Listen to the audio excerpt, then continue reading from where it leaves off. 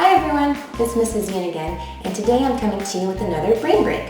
Today's brain break is how to make your own memory game, and it's super easy.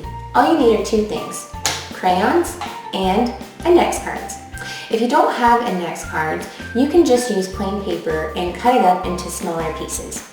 And all you do is you take the index cards and you can draw whatever you want on them. You can do pictures, you can do math problems, you can match letters with pictures of items that start with that letter. You could do animals and animal sounds. You could do any memory game that you want. And once you have it all set, you can play by yourself or you can play with family members. It's usually more fun when you play with other people, but this is a game that you can absolutely play by yourself. And I'll show you how. Okay, so now I'm going to show you how to play the memory game. What I've done is I've drawn 5 pictures and I've done each picture twice so that each one has a match. And you can do as many cards in your deck as you like. I've just done 5 cards in my deck to show you an example. So what I'm going to do is I'm going to flip 2 cards over to see if I can get a match.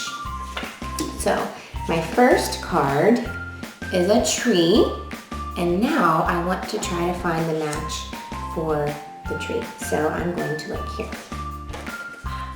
This is grapes. So we have a tree and grapes. Is that a match? No, no match. So what I'm going to do is I'm going to flip them back, and now I'm going to try to find another match. So I will go here.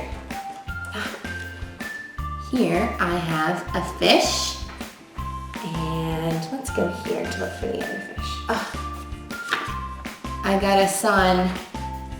So we have a fish and a sun. Is that a match? No. So I'm going to keep going. Oh, look, I found the fish. All right, now I have to use my memory to remember where the other fish is. Do you remember which card it was? Let's see. I think it was this one. Do you think I'm right? Let's see. Oh, yay!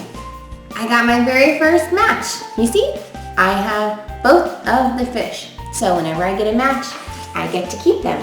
So I'm going to take those and move them out of the pile. And then I can keep going. There you have it. You can make your very own memory game all by yourself. You can play it alone or you can play it with family members. And remember, you can make any memory game that you like. There's endless opportunities for how you can make your memory game. And I hope you do this brain break. If you do, take a picture and send it to me because I want to see what your memory game looks like. Have fun!